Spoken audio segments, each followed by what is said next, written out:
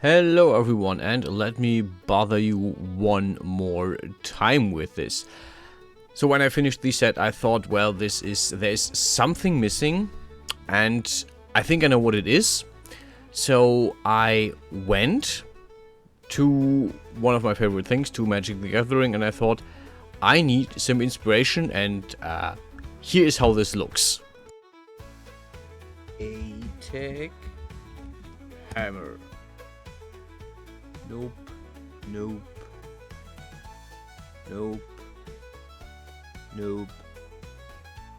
Nope.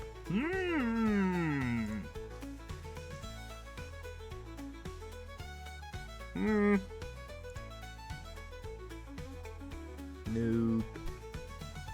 Nope. Oh, it has a hammer. Haha.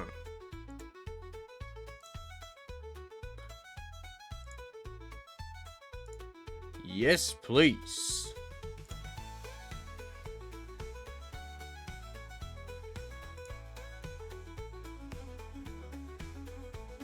That's a lot of hammers.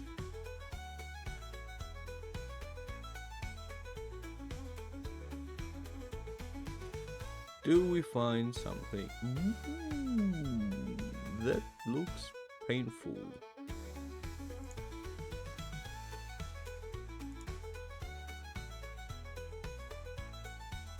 Nice. So yeah, after looking at pictures of hammers for half an hour and finding the coolest ones, I decided this character is going to get a hammer.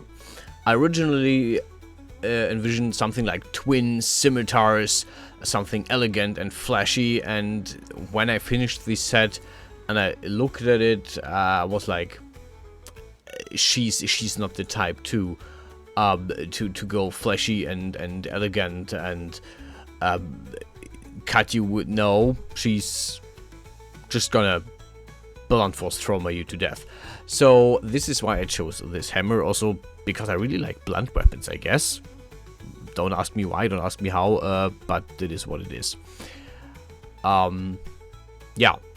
Next step was to basically fiddle with all the ideas, or all the designs I found, all the ideas that I saw, and make something cool. And this is what I came up with. Yeah, the head is similar to the Garum Brick hammer that I showed you in the clip, or well, in the clip. It has a pointy end and it has the fun end. I'm naming it fun end, and you can't tell me otherwise. I had some multiple ideas. I chose only a few of these. Basically, I wanted to have this more of a Viking vibe at first when I made this part. So I was like, okay, I'm gonna make all these rings around it, and then I'm gonna put some runes on it. And then I thought, well, this doesn't really fit with the Rose Knight vibe, but I wasn't like, oh, I'm gonna make a big rose and for the hammer, because I already had made the head. I was like, I don't want to redo the head because I really like the shape that it has. And then I thought about, well, do I want this short one-handed? Do I want to have this like big one? And I thought, no, I want the really big two-handed massive thing that just hurts. And then I thought, well, I want to incorporate some natural, like nature elements as well. So how am I gonna do that, and how am I gonna do that with the nature elements? And I thought, well, I'm gonna put some cool roots around it, like for example the hammer that Thor gets, or the axe that Thor gets more specifically.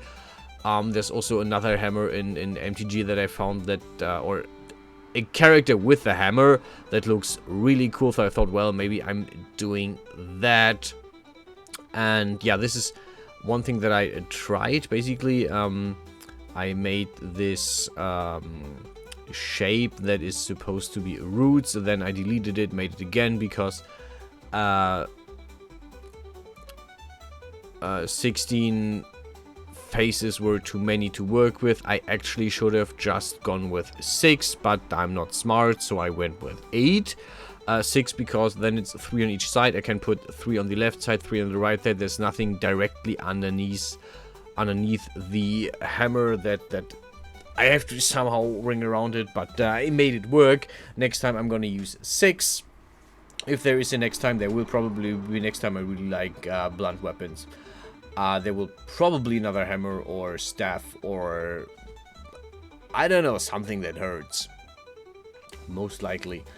I mean, this, I'll be honest, at the end, this is actually a quality where I'm happy with. This is something I could see in a video game where I'm like, this feels to me like video game quality item. Like this is a hammer that a character would get, that is higher level, that has some special abilities. It's not just an iron warhammer. It's a legendary item. It has a name. I don't know. It looks cool. It looks unique. It hurts probably like hell if you get hit by this. So please don't get hit by this. But yeah, I basically extruded all the upper parts of the root thing to wrap it around the head, so the head is basically grabbed by the roots. I could have made them thicker. It would have probably looked better, more massive, or the roots would have looked more massive, but I made it how it is this time. I will improve on this next time. Yeah, if I go on another tangent about blunt weapons and hammers, bear with me. This is, I don't know, my favorite weapon type, I guess. My favorite magic type is fire, obviously, but that's beside the point. Yeah, I decided for a long handle, for a long hilt. I'm not really sure. I think handle. So basically a two-handed big weapon, lots of swing, lots of momentum. And I decided I'm gonna switch this up a bit. This is something you saw in the clip actually with one of the hammers. I just thought this looks really cool. Can I make this? How can I make this? So I basically went like, okay, I'm going to do a little thing. I'm gonna do a little spinny thing. I'm gonna play around, and you can see I'm basically extruding these pieces and then welding them back together. Yeah, making sure that this is actually in the center of the staff part, that this is in the middle of the staff. It's not in the middle of the complete hammer. But yeah, second time I'm twisting it in the other direction, so it actually crosses each other, welding the things again into space, and now I'm just adjusting the little pieces so it doesn't clip with itself, because that would be weird. I wanted this to actually look cool, and I think I succeeded with this. Tell me in the comments if this looks cool, if this looks garbage, if you don't like it, if you like it. Just tell me in the comments what you think about this. I'm actually really proud of this one, so please be nice. Otherwise, I'm gonna come with the hammer after you, because you said something not nice. Yeah, about the pommel, I basically wanted something that is there. You can see it. I didn't just want it to end in nothing. And then I thought, well, I'm gonna do some more details to the pommel. So I made this inside crossing section that basically, yeah, just is there. And I thought, well, I can actually make more to this, so there's a little bit more structure to the end. There's more of a detail without it adding too much. And I made this shape that is basically like a chain link, I guess. I thought about, hey, do I want to make a chain link? So I actually copy pasted this a few times. I gave it a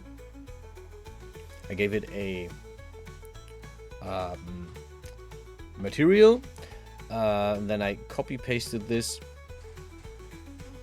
a few times, but in the end I thought, well, actually no, because this is just like I also have to rig this, and also it kind of needs an end. There's just a chain dangling off of it. This looked kind of weird, and then I thought, okay, I'm gonna delete the chain later. The The grip is really relatively simple. I used the same technique I used on the root, basically extruding the sides of this, each side differently. Then I'm gonna use the other tool to twirl this around. And that's basically the whole thing. Yeah, really happy with how the new tools work. You can see me UV mapping right here. But yeah, kind of a little passion project. I promise you I will go back to the animation. I promise you I will go back to that next video. I'm done with this set now, I promise you. But I had a lot of fun working on this. Really got back into the spirit of actually making something. So yeah. I even went ahead and made a bump map for metal. The only issue that I currently have is that the head has a very shitty UV map, so I probably should have made a better one for this, because the UV map for the other stuff is way better. The only one that has a shitty one is the head of the thing, but it is what it is. Anyway, enjoy the video. I hope you enjoyed the video. I hope you enjoyed the render at the end. Until then, I'll see you guys. Stay healthy, stay safe, and I'll see you guys around.